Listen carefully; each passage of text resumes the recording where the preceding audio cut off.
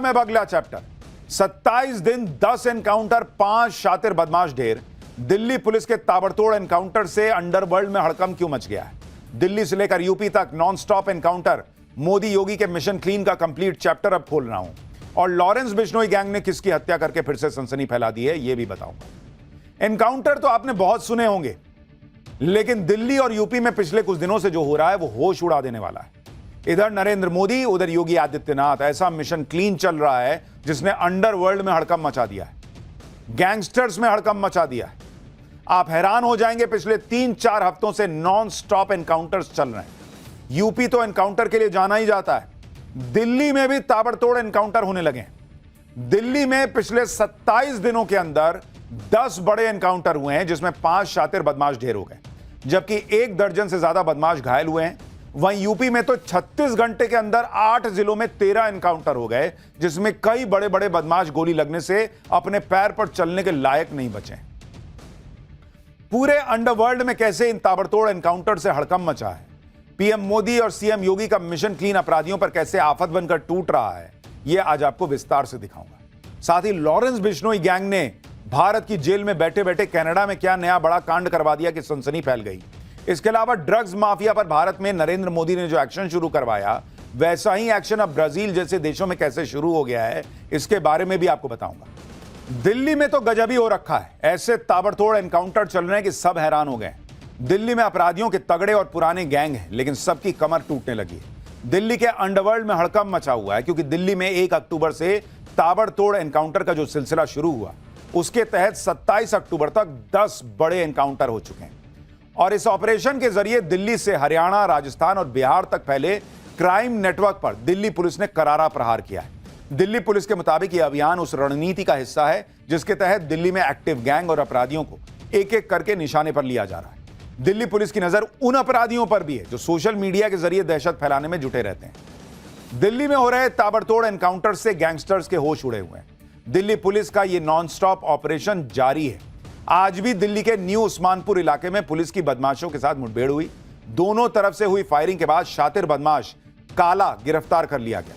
काला के खिलाफ अलग अलग थानों में कई केस दर्ज हैं। दिल्ली में ये ताबड़तोड़ एनकाउंटर कैसे शुरू हुए, अब आपको वो भी दिखाता हूं। दक्षिण दिल्ली के जैतपुर इलाके में 1 अक्टूबर को पुलिस और बदमाशों के बीच जबरदस्त मुठभेड़ हुई। इस मुठभेड़ में रोहित गोदारा और गोल्डी बराड़ गैंग के 2 शूटर राहुल और साहिल पकड़े गए। दोनों शूटर्स पर सोशल मीडिया इन्फ्लुएंसर की हत्या का कॉन्ट्रैक्ट लेने का आरोप था। पुलिस के मुताबिक यह गैंग विदेश में बैठे गैंगस्टर रोहित गोदारा के इशारे पर काम करता था। इसके बाद 3 अक्टूबर को दिल्ली पुलिस ने इसी सिंडिकेट से जुड़े 2 और गैंगस्टर्स को कापसहेड़ा इलाके में मुठभेड़ के बाद गिरफ्तार किया। 7 अक्टूबर को दिल्ली पुलिस ने गुरुग्राम पुलिस के साथ मिलकर एक बड़ा ऑपरेशन अंजाम दिया। इस बार मुठभेड़ में नेपाल के गैंगस्टर भीम महाबहादुर जोरा को गिरफ्तार को ढेर कर दिया गया, जो साल 2024 में जंगपुरा के एक डॉक्टर की हत्या समेत कई केसेस में वांटेड था। 10 अक्टूबर को नरेला इंडस्ट्रियल एरिया में पुलिस ने एक बदमाश आफ्ताब आलम को मुठभेड़ के बाद गिरफ्तार किया। 22 अक्टूबर को द्वारका में हुई एक मुठभेड़ में मर्डर केस में वांटेड एक बदमाश पकड़ा गया। सबसे बड़ा एनकाउंटर तो 23 अक्टूबर को हुआ। इस मुठभेड़ में दिल्ली पुलिस ने बिहार पुलिस के साथ मिलकर रोहिणी इलाके में बिहार के 4 गैंगस्टर्स रंजन पाठक, बिमलेश महतो, मनीष पाठक और अमन ठाकुर को ढेर कर दिया। ये चारों बदमाश सिग्मा गैंग के सदस्य थे और बिहार में हत्याओं के कई मामलों में मोस्ट वांटेड थे। दावा किया गया कि ये चारों बदमाश बिहार विधानसभा चुनाव से पहले बड़ी वारदात की साजिश रच रहे। इसके बाद 25 अक्टूबर को दिल्ली में 2 और एनकाउंटर हुए, जिनमें 4 बदमाश फायरिंग में घायल होने के बाद पकड़े गए। और 27 अक्टूबर को 10वां एनकाउंटर रजौरी गार्डन में हुआ। इस एनकाउंटर में भी फायरिंग के दौरान एक बदमाश घायल हो गया। यानी अपराधियों पर ताबड़तोड़ एक्शन हो रहा है दिल्ली के अंदर। उधर यूपी में योगी के जिस एनकाउंटर मॉडल पर विरोधी अक्सर सवाल उठाते हैं, उस मॉडल का असर अब दिल्ली ही नहीं, देश के दूसरे राज्यों में भी आए दिन देखने को मिल रहा है। सीएम योगी ताल ठोक कर कहते रहे हैं कि अपराधियों को यूपी छोड़ना होगा या फिर अपराध छोड़ना होगा। आप देखिए हाल फिलहाल में यूपी में जो एनकाउंटर हुए हैं। यूपी के मेरठ में पुलिस ने 25,000 के इनामी बदमाश का एनकाउंटर में इलाज कर दिया। बदमाश आसिफ, पुलिस को कई दिनों से इसकी तलाश थी। उस पर हत्या की कोशिश, डकैती और अवैध हथियार रखने के आरोप में गैंगस्टर और एनडीपीएस एक्ट के तहत करीब 15 केस दर्ज थे। इसी तरह गाजियाबाद में पुलिस ने ऑपरेशन लंगड़ा के तहत 3 बदमाशों को लंगड़ा कर दिया। बदमाशों की घेराबंदी करने के बाद पुलिस ने उनसे सरेंडर के लिए कहा। बदमाशों ने पुलिस पर गोली चलाने की गलती कर दी, जिसके बाद जवाबी कार्रवाई में तीनों बदमाशों के पैर में गोली लगी। पुलिस ने उन्हें गिरफ्तार कर लिया, कंधे पर टांग के ले गए। इसी तरह हापुड़ में हुए एनकाउंटर में पुलिस ने 20,000 के इनामी बदमाश को गिरफ्तार किया। वाराणसी में पुलिस ने एनकाउंटर के बाद 3 गो तस्करों को गिरफ्तार किया। मेरठ में हुए एक और एनकाउंटर में पुलिस ने गैंगस्टर एक्ट में वांटेड एक बदमाश जाकिर को गिरफ्तार किया। एनकाउंटर के दौरान बदमाश के पैर में गोली लगी। मुरादाबाद में भी पुलिस की छेड़छाड़ के आरोपी अनवर अली के साथ मुठभेड़ की खबर है। 9 साल की बच्ची से छेड़खानी के आरोपी अनवर का पुलिस ने वारदात के महज 15 घंटे के अंदर इलाज किया। अब अनवर अपने पैर पर खड़े होने के लायक नहीं बचा। 2017 में सीएम बनने के बाद से ही सीएम योगी कानून व्यवस्था को लेकर बहुत सख्त है और अब एक बार फिर से यूपी में अपराधियों के खिलाफ एक्शन तेज हो गया है। सीएम योगी के मिशन शक्ति 5.0 के तहत यह एक्शन हो रहा है। पिछले 36 घंटों के अंदर 10 से ज्यादा एनकाउंटर हुए हैं यूपी में। अपराध के खिलाफ जीरो टॉलरेंस की नीति के तहत एक्शन मिशन शक्ति 5.0 में महिला सुरक्षा पर फोकस दिया जा रहा है। सीएम योगी भी लगातार अपराधियों को कड़ा मैसेज देते रहते हैं। वो ऐसा नहीं कि बिना बोले हो गया है, चेतावनी वो लगातार देते रहे। सुनिए एक बार सीएम योगी को।